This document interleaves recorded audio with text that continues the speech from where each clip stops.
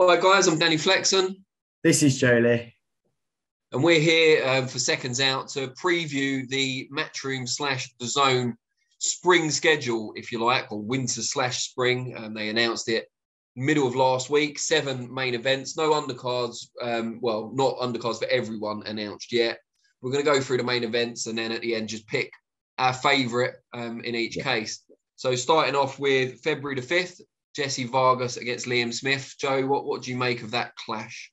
I don't think anyone is disappointed with this fight. It's obviously been rumoured for quite a while. It's glad to see finally happening. For Liam Smith, I think this is a real big opportunity to get his mojo back. Obviously, the Anthony Fowler fight was where everyone saw that he's back to his best after going out to Russia and getting a very tough decision. I thought he won that fight.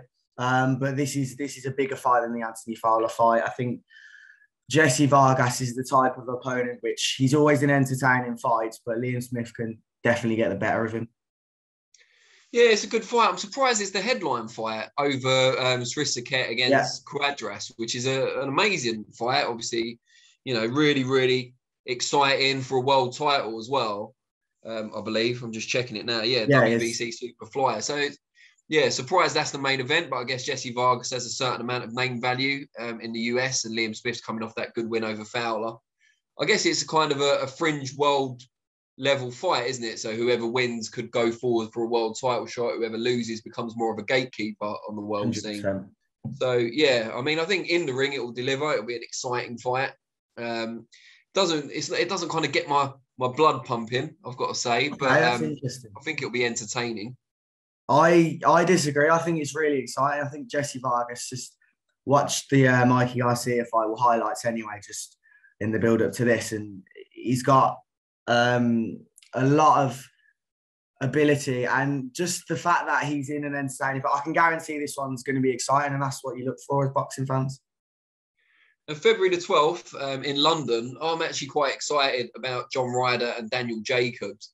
Primarily because a lot of those super middleweights have been talking about chasing Canelo, getting a huge fight with him. He's got all the belts tied up. And instead of waiting in line, if you like, 2 of the kind of top 10 are actually fighting each other without a major title on the line, which is kind of refreshing to see. And also Jacobs coming over to the UK for, I believe, the first time. Yeah, it is.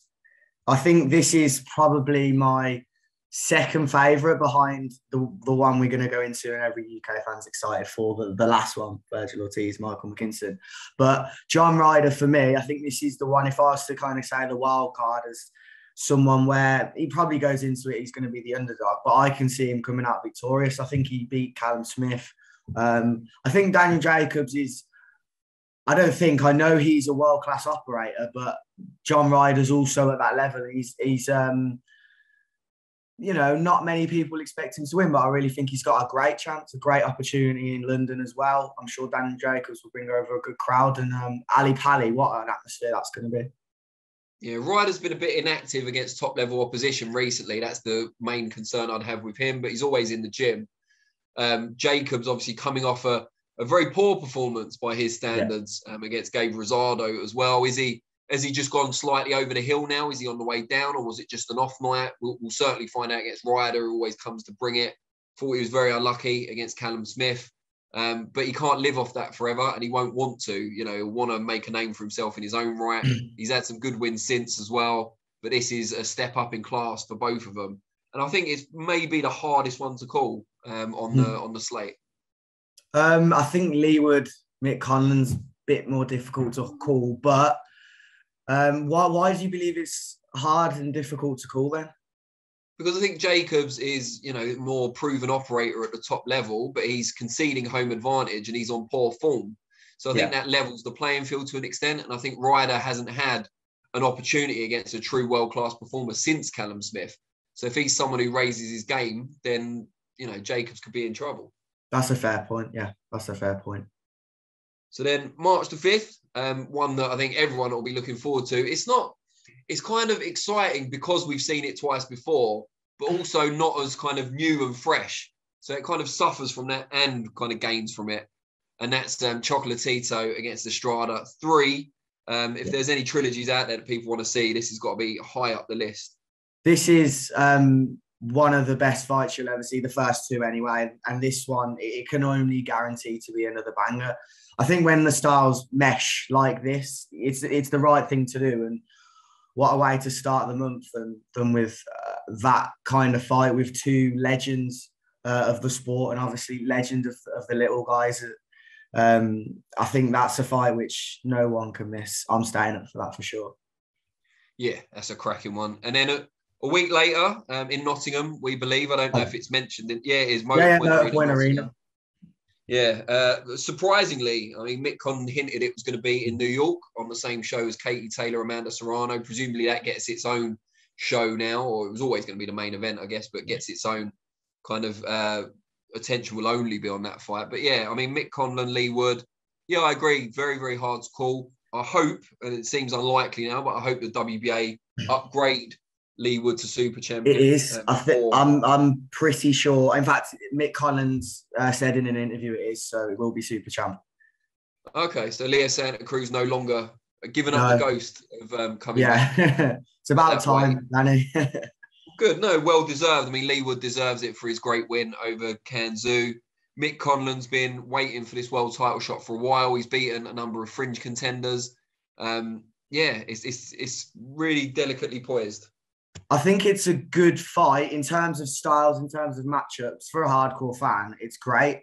I think for the fans that Mick Conlan's going to bring, and obviously with it being in Nottingham, the atmosphere is going to be electric. But I think it's going to be a stinker, to be honest. Like, Mick Conlan's not always the most entertaining, and I can imagine it kind of not living up to the same level of energy the crowd's going to be on, if that makes sense. Yeah, I mean, Leigh Wood's quite slick as well, isn't he? So, yeah, I could see them kind of negating each other rather than kind of going into an all-out war. Yeah, I don't look at this fight and see a stoppage. Obviously, Mick Conlan's not exactly a knockout specialist. And Leigh Wood has it in him. But, yeah, for me, I think if there's one kind of stinker, if you like, this could potentially be the one. Unfortunately, I think Wood can punch. Wood can definitely punch. I think Conlan's got a good chin, though. I think, 100%. If there's a knockout, it'll be coming from Leigh Wood, and it's possible. But I just don't see it happening. I think Mick Conlan's head movement is sublime, and he'll be able to manage his way through 12 rounds. I'm not sure who I'm picking to win just yet. I think I'd go with Leigh Wood, but obviously we've still got a few months, and things could happen in the build-up which could change my mind. And then March 19th, back out in the US. Very intriguing contest, despite what some US media have suggested otherwise. Michael Conlan, as you alluded to earlier, going out to take on fellow unbeaten but dangerous Virgil Ortiz. WBO number 1 against WBO number 3. Just an incredible fight, I think, and one that no one was really expecting. Could you remind me what you're on about with the US media, or what you mentioned? So when the fight was first mooted maybe a month or so ago, Mike Coppinger put something on Twitter just saying, he's fighting Michael Conlan, blah, blah, just listed the records. And obviously Virgil Ortiz, most of his wins have come by knockout. I think McKinson's only got 2 stoppages. Mm-hmm. And a lot of people from the US were replying saying, this is a keep busy fight for Ortiz. He'll win this easy. He'll destroy him, etc., etc. Clearly, none of them had seen Conlan fight. That's what I think. As you're alluding to, that I think it's just kind of, I guess, a lack of knowledge. If you see him fight Chris Congo, obviously, and you've seen him previously, the UK fans are obviously the people that do see him fight. He's 18-0, isn't he? So obviously, with that, seeing him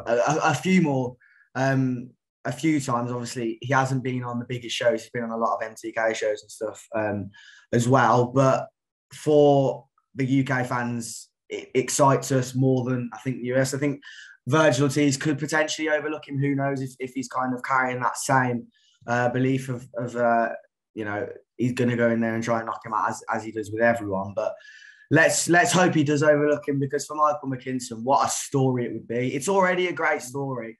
And Eddie Hearn said it's a really good payday, which you'd obviously expect from Michael Conlan, but that would just be amazing. I don't see it happening. I do see a stoppage for Ortiz, but I think it's the most exciting fight for me on this new kind of the dates that we're all talking about. And then we round off with another rematch. Not necessarily one that people were clamouring for. We missed the Okoli fight. Oh, have we? Yeah, that's 27th of Feb. Oh, apologies to Lawrence. Yeah, February 27th, Lawrence Okoli against Mikhail Chislak. Yeah. Second defence, is it, of his WBO cruiserweight title? Yeah. Yes, so he beat Glavaki and then Prazovic. Now Chislak, yeah. Yeah, I mean, Chislak's decent, not amazing. Okoli will start a big favourite, probably the biggest favourite out of any of these main events.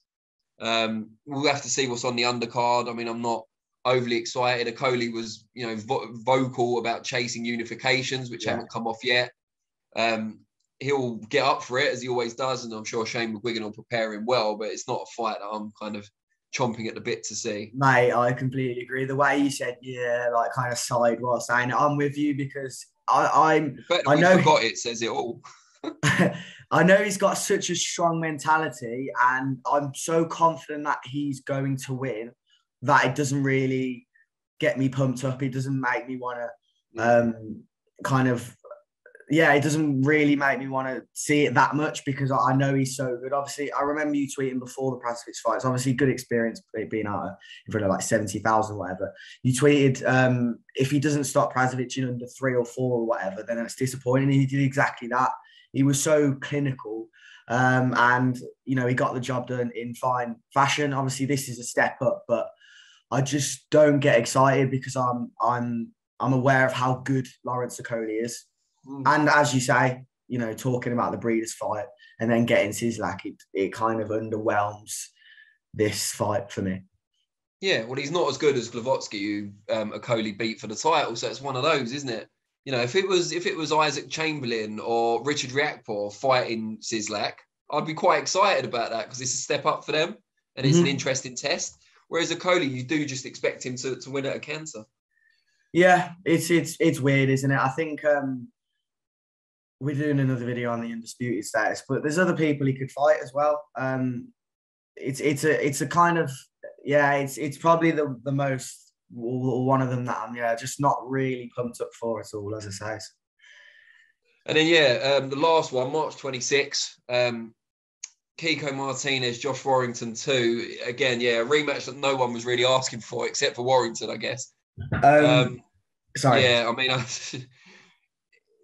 does he deserve another shot? I guess when you're a ticket seller, you're always going to get opportunities, and he's made that effort to build his profile. So by that criteria, he deserves another world title shot. He is a former champion, of course. Kiko Martinez, hard to begrudge him another big payday. Coming off that excellent upset win over Kid Galahad. But I mean, was the first fight that good? We want to see it again. I mean, it was a bit of a war, I suppose, but Warrington was clearly the better man. Maybe this one's a bit more 50-50.